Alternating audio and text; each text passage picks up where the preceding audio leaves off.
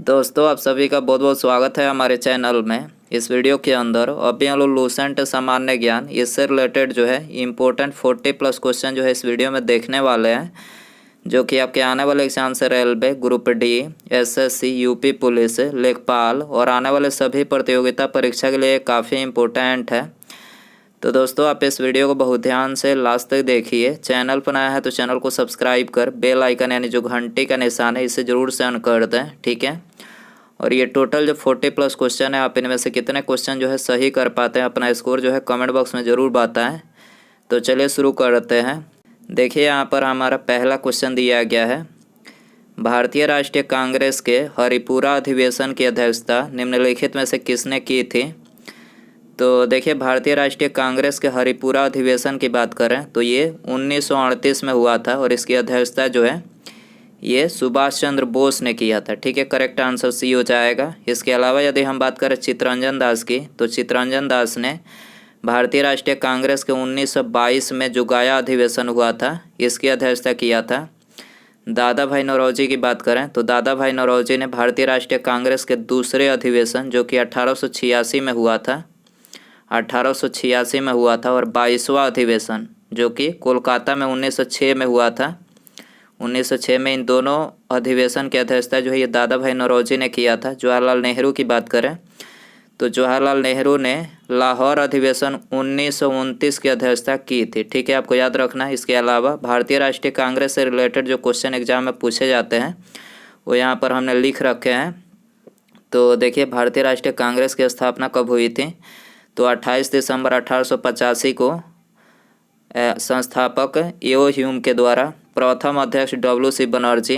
भारतीय राष्ट्रीय कांग्रेस की स्थापना स्थान मतलब कहाँ पर इसकी स्थापना हुई थी, तो बम्बे के गोकुलदास तेजपाल संस्कृत कॉलेज भवन में, ठीक है। भारतीय राष्ट्रीय कांग्रेस की स्थापना किस स्थान पर हुई थी, तो बम्बे के गोकुलदास तेजपाल संस्कृत कॉलेज भवन में हुई थी, आपको याद रखना है। भारतीय राष्ट्रीय कांग्रेस की स्थापना हुई उस समय तत्कालीन गवर्नर कौन थे, तो लॉर्ड डफरिन, ठीक है। भारतीय राष्ट्रीय कांग्रेस की स्थापना हुई तो उस समय तत्कालीन गवर्नर कौन थे, लॉर्ड डफरिन थे। कांग्रेस को भारतीय राष्ट्रीय कांग्रेस नाम किसने दिया, दादा भाई नौरोजी ने दिया। भारतीय राष्ट्रीय कांग्रेस के प्रथम अध्यक्ष ब्योमेश चंद्र बनर्जी, ये तो हमने अभी बताया कि WC बनर्जी भारतीय राष्ट्रीय कांग्रेस के प्रथम अध्यक्ष थे। भारतीय राष्ट्रीय कांग्रेस की प्रथम महिला अध्यक्ष श्री एनी बेसेंट, ठीक है, प्रथम महिला अध्यक्ष एनी बेसेंट थी, ठीक है। और भारतीय पूछा जाए कि प्रथम भारतीय महिला अध्यक्ष भारतीय राष्ट्रीय कांग्रेस की, तो सरोजनी नायडू। इन दोनों में आपको कंफ्यूज नहीं होना है। भारतीय राष्ट्रीय कांग्रेस का प्रथम मुस्लिम अध्यक्ष कौन था, तो बदरुद्दीन तैयब जी मुस्लिम अध्यक्ष थे, प्रथम मुस्लिम अध्यक्ष थे। भारतीय राष्ट्रीय कांग्रेस के प्रथम गैर हिंदू अध्यक्ष दादा भाई नौरोजी, प्रथम गैर हिंदू अध्यक्ष थे। भारतीय राष्ट्रीय कांग्रेस के प्रथम अंग्रेज अध्यक्ष जॉर्ज यूले। गांधी जी ने भारतीय राष्ट्रीय कांग्रेस की अध्यक्षता कब की थी, तो ये बेलगांव अधिवेशन भारतीय राष्ट्रीय कांग्रेस को 1924 में किया था। नेताजी सुभाष चंद्र बोस द्वारा भारतीय राष्ट्रीय कांग्रेस की अध्यक्षता कब की गई, तो सुभाष चंद्र बोस ने 1938 के हरिपुरा तथा 1939 के त्रिपुरी अधिवेशन में जो है नेताजी सुभाष चंद्र बोस ने अध्यक्षता किया था। भारतीय राष्ट्रीय कांग्रेस में प्रथम फूट कब पड़ी थी, तो 1907 के सूरत अधिवेशन में पड़ी थी। स्वतंत्रता के समय कांग्रेस का अध्यक्ष कौन था, JB कृपलानी। स्वतंत्रता के समय कांग्रेस का अध्यक्ष कौन था, JB कृपलानी। भारतीय राष्ट्रीय कांग्रेस के सबसे कम उम्र का अध्यक्ष अबुल कलाम आज़ाद, सबसे कम उम्र के अध्यक्ष थे अबुल कलाम आज़ाद। कांग्रेस का पहली बार गांव में सत्र कब हुआ, तो फैजपुर अधिवेशन 1937 में हुआ, ठीक है। आपको ये सारी बातें याद रखनी एग्जाम के लिए काफ़ी इंपॉर्टेंट है। क्वेश्चन नंबर 2 है, निम्नलिखित में से कौन सा एक सुमेलित नहीं है, तो देखिए यहाँ पर चौथा जो दिया गया है जुलू जनजाति जो है उड़ीसा की नहीं है। जुलू कहाँ के निवासी हैं, तो दक्षिण अफ्रीका के, ठीक है। जुलू जनजाति ये दक्षिण अफ्रीका के निवासी है, बाकी ये तीनों करेक्ट हैं। शेरपा नेपाल के निवासी है, थारू उत्तराखंड के, और टोडा जो जनजाति है दक्षिण भारत के निवासी हैं, याद रखना है। पश्चिमी राजस्थान की मिट्टी में किसकी मात्रा अधिक है, पश्चिमी राजस्थान की मिट्टी में किसकी मात्रा अधिक है, तो ये कैल्शियम की मात्रा अधिक है, ठीक है। करेक्ट आंसर बी हो जाएगा। क्वेश्चन नंबर 4 है, संसार का आर्द्रतम स्थान है, संसार का आर्द्रतम स्थान कौन सा है, तो मासिन राम है, ठीक है। करेक्ट आंसर बी हो जाएगा। क्वेश्चन नंबर 5 है, बेतार संचार पृथ्वी की सतह को निम्नांकित द्वारा परिवर्तित किया जाता है। बेतार संचार पृथ्वी की सतह को निम्नांकित द्वारा परिवर्तित किया जाता है। तो ये आयन मंडल के द्वारा परिवर्तित किया जाता है। करेक्ट आंसर सी हो जाएगा क्वेश्चन नंबर। इसके अलावा वायुमंडल से रिलेटेड जो क्वेश्चन एग्जाम में पूछे जाते हैं वो यहाँ पर हमने लिख रखे हैं। पहला दिया गया है, वायुमंडल में सबसे अधिक कौन सी गैस पाई जाती है? तो वायुमंडल में सबसे गैस नाइट्रोजन सबसे अधिक 78% पाई जाती है। वायुमंडल का स्थायी तत्व क्या है? जलवाष्प वायुमंडल का स्थायी तत्व है। पृथ्वी का वायुमंडल किसके द्वारा गर्म होता है? तो विकिरण के द्वारा पृथ्वी का वायुमंडल गर्म होता है। वायुमंडल में कौन सी अक्रिय गैस सबसे अधिक है? तो आर्गन जो है सबसे अधिक है। कौन सी गैस ग्रीन हाउस प्रभाव के लिए उत्तरदायी है? तो कार्बन डाइऑक्साइड यानी CO2 जो गैस है ये ग्रीन हाउस प्रभाव के लिए जो है उत्तरदायी है। सूर्य की तीव्र किरणों से झुलसने में कौन सी गैस हमारी रक्षा करती है? सूर्य की तीव्र किरणों से झुलसने में कौन सी गैस हमारी रक्षा करती है? तो ओजोन जो है रक्षा करती है। भूपृष्ठ से परिवर्तित और रक्त विकिरण के अवशोषण द्वारा भूवायुमंडल में तापन वृद्धि की क्रिया को क्या कहते हैं? तो ग्रीन हाउस प्रभाव। ठीक है, भूपृष्ठ से परिवर्तित और रक्त विकिरण के अवशोषण द्वारा भूवायुमंडल में तापमान वृद्धि की क्रिया को क्या कहते हैं? तो ग्रीन हाउस प्रभाव कहते हैं। क्षोभ मंडल की धरातल से औसत ऊंचाई कितनी है? 14 किलोमीटर। क्षोभ मंडल की धरातल से औसत ऊंचाई कितनी है? 14 किलोमीटर है। किस मंडल को संवहन मंडल भी कहा जाता है? किस मंडल को संवहन मंडल भी कहा जाता है? क्षोभ मंडल को कहा जाता है। पृथ्वी के वायुमंडल का सबसे अधिक घनत्व कहाँ होता है? क्षोभ मंडल में होता है। वायुमंडल में दैनिक मौसम परिवर्तन किसके कारण होता है? क्षोभ मंडल के कारण होता है। वायुमंडल में दैनिक मौसम परिवर्तन किसके कारण होता है? क्षोभ मंडल के कारण होता है। ओजोन परत कहाँ स्थित है? समताप मंडल में। ओजोन परत कहाँ है? समताप मंडल में है। समताप मंडल में ओजोन परत का क्या कार्य है? तो इसका कार्य है भूतल पर पराबैंगनी विकिरण को रोकना। ठीक है, समताप मंडल में ओजोन परत का क्या कार्य है? तो भूतल पर मतलब सूर्य से आने वाली जितने भी पराबैंगनी किरणें होती है उसको धरातल पर आने से रोकना इसका कार्य है। दीर्घ रेडियो तरंग पृथ्वी के किस भाग में परिवर्तित होती है? तो पृथ्वी के आयन मंडल में परिवर्तित होती है। वायुमंडल में कौन सा रसायन ओजोन स्तर के अवक्षय का कारण है? तो क्लोरोफ्लोरोकार्बन यानी CFC गैस कारण है। वायुमंडल के किस भाग में जलवाष्प की मात्रा का 90% भाग विद्यमान रहता है? तो क्षोभ मंडल में। वायुमंडल के किस भाग में जलवाष्प की मात्रा का 90% भाग विद्यमान रहता है? क्षोभ मंडल में रहता है। वायुमंडल का कौन सा भाग रसायन मंडल का एक भाग है? तो ओजोन मंडल। वायुमंडल का कौन सा भाग रसायन मंडल का एक भाग है? तो ओजोन मंडल है। हवाई जहाज उड़ने के लिए कौन सा मंडल उपयुक्त है? तो समताप मंडल। हवाई जहाज उड़ने के लिए कौन सा मंडल उपयुक्त है? तो समताप मंडल। ठीक है, वायुमंडल की निचली परत क्या कहलाती है? क्षोभ मंडल। ठीक है, वायुमंडल की जो निचली परत है उसको क्या बोला जाता है? क्षोभ मंडल बोला जाता है। ठीक है, अगला क्वेश्चन है, निम्नलिखित में से कौन सा बांध नर्मदा पर नहीं है? तो बाण सागर जो है नर्मदा पर नहीं है। नर्मदा पर नहीं है बाण सागर। ठीक है, बाण सागर नर्मदा पर नहीं है। आंसर हो जाएगा डी। बाण सागर की बात करें तो ये सोन नदी पर है। याद रखना है आपको, सोन नदी पर है बाण सागर। निम्नलिखित में से कौन सा स्रोत अमेरिका के संविधान से नहीं लिया गया है? तो करेक्ट आंसर डी हो जाएगा। ये एकल नागरिकता जो है अमेरिका के संविधान से नहीं लिया गया है। बाकी ये तीनों मूल अधिकार, उपराष्ट्रपति का पद, राष्ट्रपति पर महाभियोग, ये तीनों अधिकार जो है ये अमेरिका से लिया गया है भारतीय संविधान में। एकल नागरिकता की बात करें तो एकल नागरिकता जो है ये ब्रिटेन के संविधान से लिया गया है। भारतीय संविधान में एकल नागरिकता ब्रिटेन के संविधान से लिया गया है। क्वेश्चन नंबर 8 है, संसार का सर्वाधिक जनसंख्या घनत्व वाला मरुस्थल है? तो सर्वाधिक जनसंख्या घनत्व वाला मरुस्थल है थार। ठीक है, थार जो है सर्वाधिक जनसंख्या घनत्व वाला मरुस्थल है। करेक्ट आंसर सी हो जाएगा। इसके अलावा विश्व के कुछ मरुस्थलों से संबंधित प्रश्न यहाँ पर हमने लिख रखे हैं जो एग्जाम में बार बार पूछे जाते हैं। तो देखिए, पहला दिया गया है, संसार का सबसे बड़ा मरुस्थल कौन सा है? तो सहारा। ठीक है, सहारा जो है संसार का सबसे बड़ा मरुस्थल है। नूबियन मरुभूमि कहाँ स्थित है? सूडान में है। कालाहारी मरुस्थल किस देश में स्थित है? तो बोत्सवाना में है। विश्व का सबसे बड़ा शीत मरुस्थल कौन सा है? गोबी विश्व का सबसे बड़ा शीत मरुस्थल है। विश्व का सबसे शुष्क मरुस्थल कौन सा है? अटकामा। अटकामा विश्व का सबसे शुष्क मरुस्थल है। सहारा मरुस्थल कहाँ है? उत्तरी अफ्रीका में। ठीक है, सहारा मरुस्थल कहाँ है? उत्तरी अफ्रीका में। दक्षिण एशिया का सबसे बड़ा मरुस्थल कौन सा है? थार। गोबी मरुस्थल कहाँ पर है? मंगोलिया में है। मरुद्वीप किससे संबंधित है? रेगिस्तान से। पेटगोनिया मरुस्थल किस देश में है? अर्जेंटीना में है। रूब अल खाली क्या है? रूब अल खाली क्या है? सऊदी अरब का एक मरुस्थल है। अल्जीरिया किस मरुस्थल में स्थित है? सहारा में है। विश्व का मरुस्थल विहीन महाद्वीप कौन सा है? यूरोप। विश्व का मरुस्थल विहीन महाद्वीप कौन सा है? यूरोप है। अलगेजीरा रेगिस्तान किस देश में है? सूडान में है। विश्व के शीत मरुस्थलों को किस नाम से जाना जाता है? टुंड्रा के नाम से जाना जाता है। आपको याद रखना है। क्वेश्चन नंबर 9 है, संविधान के किस अनुच्छेद में यह व्यवस्था की गई है कि प्रत्येक राज्य शिक्षा के प्राथमिक स्तर पर मातृभाषा में शिक्षा की पर्याप्त सुविधाओं की व्यवस्था करने का प्रयास करेगा? तो ये कौन से अनुच्छेद में दिया गया है?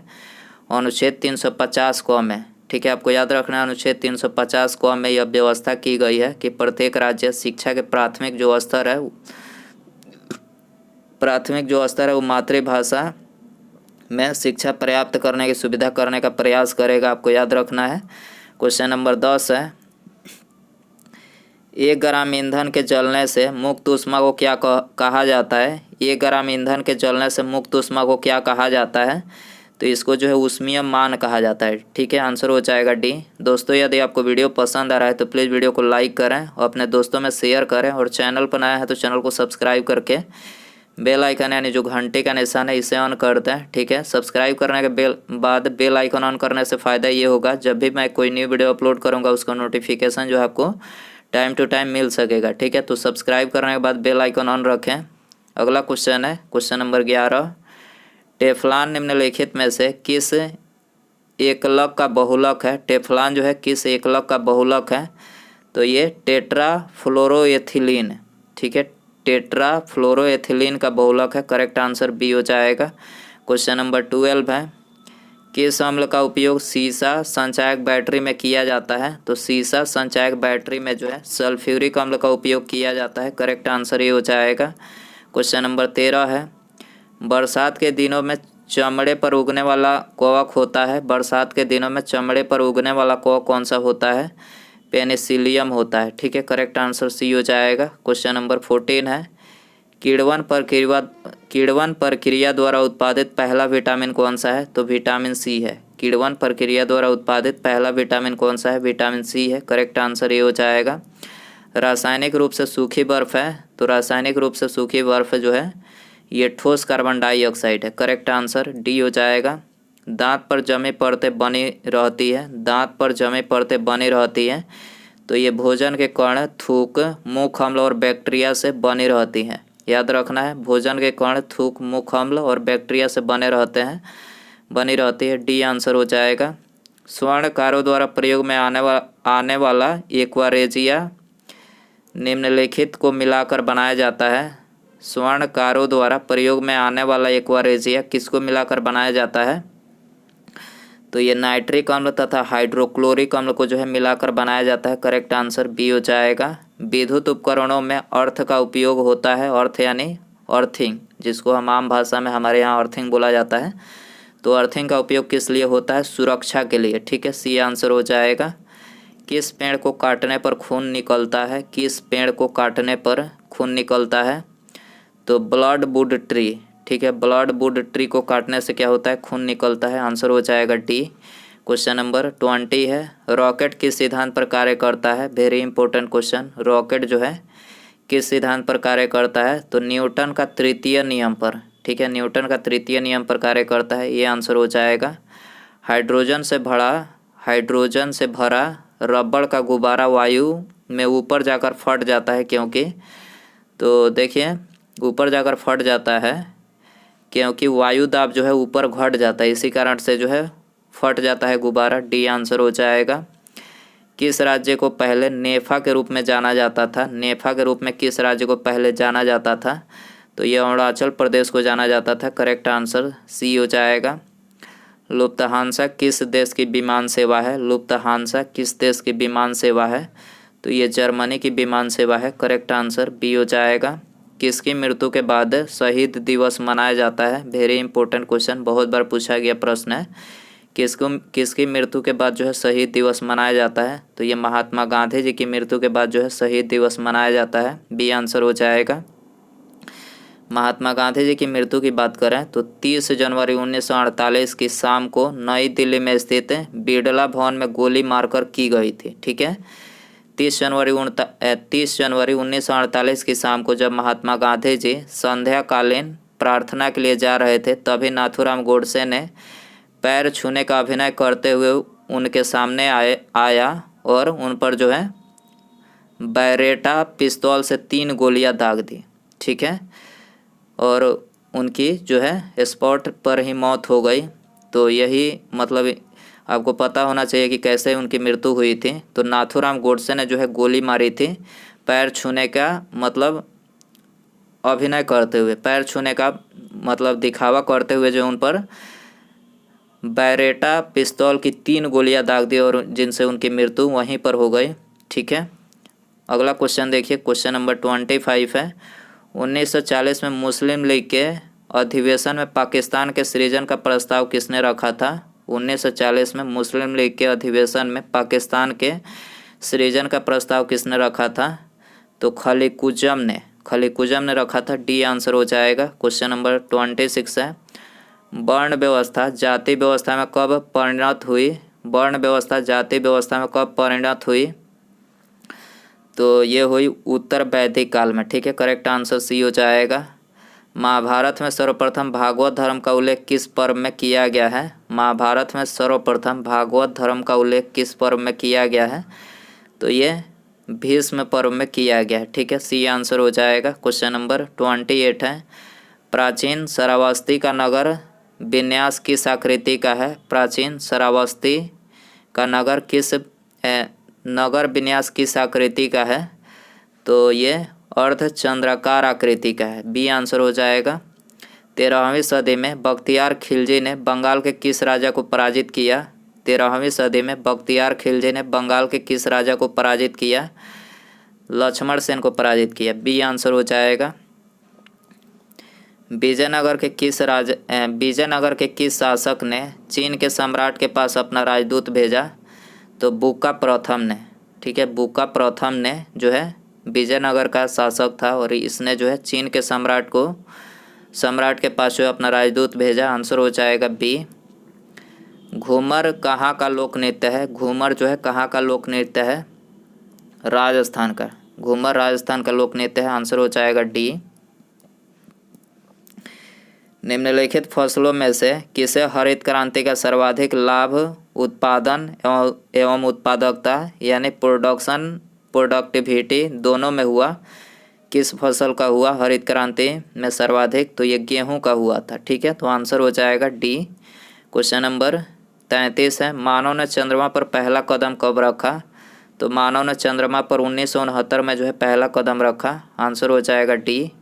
क्वेश्चन नंबर 34 है। सतपुड़ा पहाड़ी की सबसे ऊंची चोटी कौन सी है? सतपुड़ा पहाड़ी की सबसे ऊंची चोटी कौन सी है? तो धूपगढ़ी। ठीक है, धूपगढ़ी जो है सबसे ऊंची चोटी है। बी आंसर हो जाएगा। किसी व्यक्ति की अवैध हिरासत के लिए निम्नलिखित में से कौन सी रिट लागू होती है? किसी व्यक्ति की अवैध हिरासत के खिलाफ मतलब किसी व्यक्ति को अवैध हिरासत के खिलाफ कौन सी रिट जो है लागू होती है? तो बंदी प्रत्यक्षीकरण रिट जो है लागू होती है। करेक्ट आंसर ये हो जाएगा। क्वेश्चन नंबर 36 है। कोविड-19 से बचाव हेतु प्रथम लॉकडाउन 1.0 किस दिन लागू हुआ? वेरी इंपॉर्टेंट क्वेश्चन है, आने वाले एग्जाम में पूछा जा सकता है। तो कोविड-19 से बचाव हेतु जो प्रथम लॉकडाउन 1.0 लगा था, तो कब लगा था ये आपको बताना है कि आपको पता है इसका आंसर। तो देखिए, ये लगा था 25 मार्च 2020 को पहली बार लॉकडाउन 1.0 जो लॉकडाउन था ये पहली बार 25 मार्च 2020 को लगा था। बी आंसर हो जाएगा। क्वेश्चन नंबर 37 है। किसी जाति तथा जनजाति को अनुसूचित जाति तथा अनुसूचित जनजाति घोषित करने हेतु शक्ति संपन्न संवैधानिक पदाधिकारी हैं? तो यह है भारत के राष्ट्रपति। ठीक है, किसी जाति तथा जनजाति को अनुसूचित जाति तथा अनुसूचित जनजाति घोषित करने हेतु शक्ति संपन्न संवैधानिक पदाधिकारी कौन है? तो यह है भारत के राष्ट्रपति। आंसर हो जाएगा ये। लोकसभा के अध्यक्ष द्वारा आधिकारिक तौर पर एक राजनीतिक दल अथवा राजनीतिक दलों के गठबंधन को विपक्ष की मान्यता देने हेतु कम से कम होना चाहिए। तो कम से कम जो है लोकसभा के कुल सदस्य का 10% होना चाहिए। ठीक है, आंसर हो जाएगा डी। क्वेश्चन नंबर 39 है, विदेशी व्यापार का भुगतान संबंधित है। विदेशी व्यापार का भुगतान संबंधित है तो भुगतान संतुलन से संबंधित है। ठीक है, आंसर हो जाएगा डी। क्वेश्चन नंबर 40 है, जो व्यक्ति संसद का सदस्य नहीं है केंद्रीय मंत्री रह सकता है तो 6 माह तक रह सकता है। जो व्यक्ति संसद का सदस्य नहीं है केंद्रीय मंत्री रह सकता है 6 महीने तक। ठीक है, तो आंसर हो जाएगा बी। उसके बाद यहाँ पर हमारा अगला क्वेश्चन है, भाषा के आधार पर राज्यों के गठन हेतु राज्य पुनर्गठन आयोग की स्थापना कब की गई थी? भाषा के आधार पर राज्यों के गठन हेतु राज्य पुनर्गठन आयोग की स्थापना कब की गई थी? तो ये जो है आपके लिए होमवर्क क्वेश्चन रहेगा। ऑप्शन है 1856, 1956, 1957 या फिर इनमें से कोई नहीं। सही आंसर यदि आपको पता हो तो कमेंट में ज़रूर बताएं। और आप इन 41 प्लस क्वेश्चन में से जो है कितने क्वेश्चन सही कर पाएँ अपना स्कोर कमेंट बॉक्स में ज़रूर बताएं। और वीडियो पसंद आया रहेगा तो प्लीज़ वीडियो को लाइक कीजिएगा, अपने दोस्तों में शेयर कीजिएगा और चैनल पर आया है तो चैनल को सब्सक्राइब करके बेल आइकन यानी जो घंटे का निशान है इसे ज़रूर सेंड कर दें। ठीक है, मिलते हैं अगले वीडियो में। नमस्कार, जय हिंद, जय भारत।